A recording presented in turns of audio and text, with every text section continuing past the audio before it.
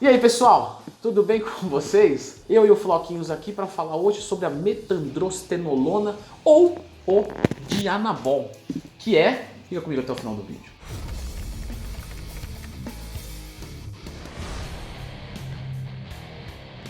Sempre lembrando que se você precisar de um professor, de alguém para auxiliar nos seus treinos, fazer o cálculo dos seus macronutrientes diários, saiba que existe essa opção chamada Leandro Twin, que no caso sou eu, veja só que conveniente eu mesmo fazer uma propaganda do meu serviço. Mas é porque eu sou fã de mim mesmo, eu me acho um excelente profissional e eu não sou arrogante. Eu seria arrogante se eu falasse que todo mundo me acha um bom profissional, mas eu tenho orgulho da pessoa que eu sou. A gente pode gostar de qualquer coisa, mas menos da gente. Vamos mudar um pouco essa cultura que nos leva à depressão, porque claro, tudo que é bom não está na gente ou não é da gente. Mas se você quiser, leandrotwin.com.br.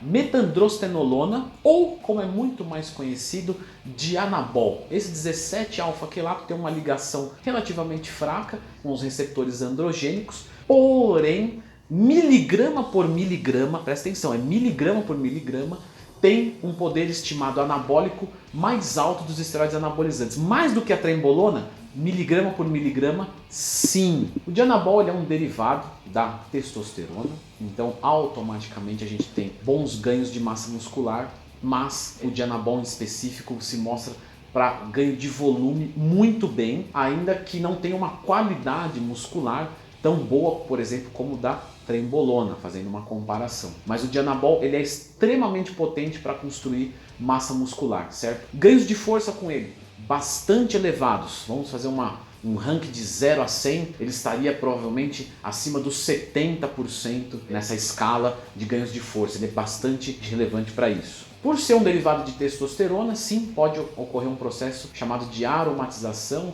onde o metilestradiol vai acabar complicando a sua vida. Então, cuidado com ginecomastia, pressão alta e coisas do tipo. De repente, um antiaromatizante pode ser o caso de se utilizar em conjunto. Porém, o processo de aromatização não é de todo mal. E é por isso que quando um atleta vai utilizar algum esteroide anabolizante, ele, claro, se preocupa com o processo de aromatização, mas temos que lembrar que esse processo também nos gera um aumento de GH, de IGF-1 e a proliferação dos receptores androgênicos. Então não é todo mal, por isso que a gente tem que controlar o excesso, certo? O estradiol, portanto, você já entendeu que ele é anabólico também. Essa retenção que é causada, né, em relação ao estradiol, à aromatização e consequentemente ao sódio, no caso do Dianabol também aumenta a retenção de potássio.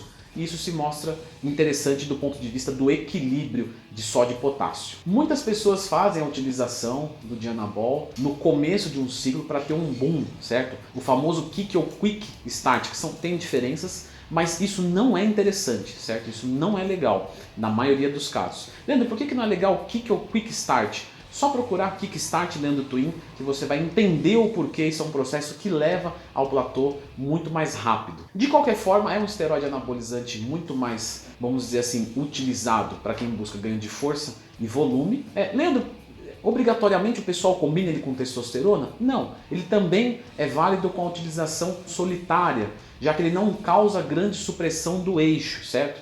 Claro, ele inibe o seu eixo.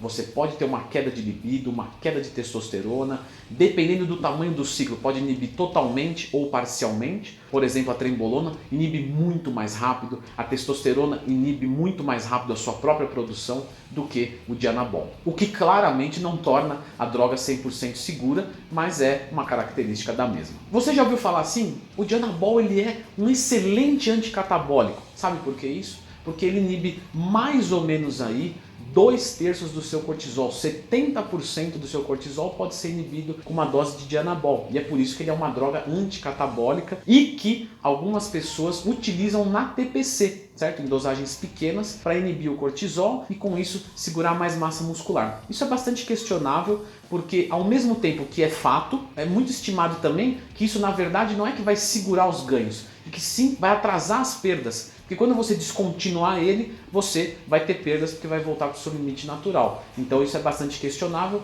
ainda que há utilização por parte dos atletas dessa maneira. A sua meia-vida é de 4 a 6 horas, então normalmente é administrada aí de 2 a 3 vezes por dia. Leandro, mas se são de 4 a 6 horas, não teriam que ser 6 vezes por dia? Não, porque é meia vida, é o tempo que leva para ter metade da concentração da droga no seu organismo.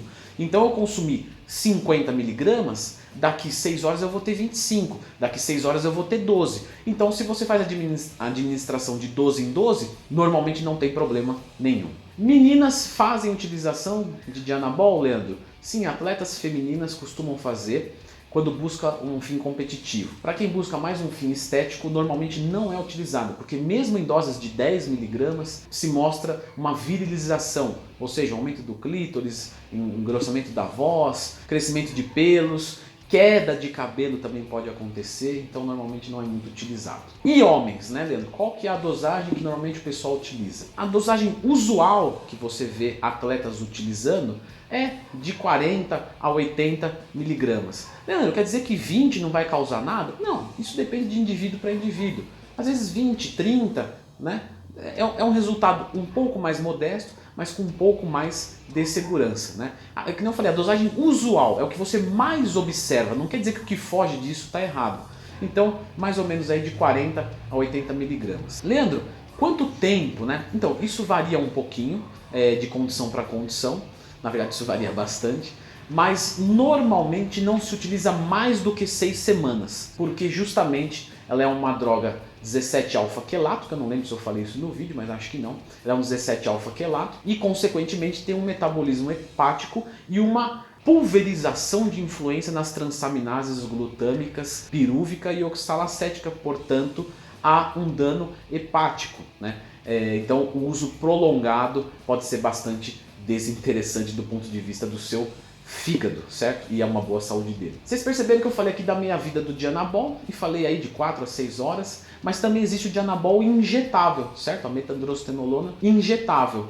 E ela tem uma meia-vida um pouco maior, de 24 a 36 horas, o que normalmente permite injeções uma vez por dia ou a cada 2 dias, a cada 48 horas, certo? Você tem um metabolismo hepático um pouco mais suave em relação ao oral, mas é uma droga bem menos comercializada. Tenho certeza que muitos de vocês nem sabiam que tinha a versão injetável. Inclusive, vamos fazer uma enquete agora. Você sabia que existe o Dianabol injetável? Sim ou não? Escreva aí se sim e se não. E como é que você descobriu isso? Foi pesquisando? Você ouviu alguém falar? Porque tenho certeza que não foi através de vendedor, porque quase ninguém tem o Dianabol injetável. É difícil achar alguém que tenha. Finalizando, como vocês podem perceber, é uma droga mais voltada para bulk, para ganho de força, do que para cutting. Mas também alguns atletas utilizam para cutting para segurar volume, mas não perto, claro, da competição, já que vai reter líquidos e isso implica na perda de alguma qualidade do ponto de vista estético de uma competição de fisiculturismo. Lembrando sempre que esse vídeo é informativo, é em base do que eu observo, eu não prescrevo isso para ninguém, né? Se você procura minha consultoria para isso, não. Aqui é apenas o que eu li sobre e já acompanhei alunos que fizeram a utilização, claro, de forma correta. Então eu tenho uma experiência prática e estou vindo aqui compartilhar com vocês. É só isso, tá? Não seja jumento, não vai fazer ciclo vendo o vídeo do YouTube, né? Não, o cara estuda 5 anos, faz uma especialização, é médico, mas não, acho que eu vou seguir o vídeo do YouTube, né? Não seja essa pessoa. Mas fica aqui a informação, beleza? Valeu e até a próxima.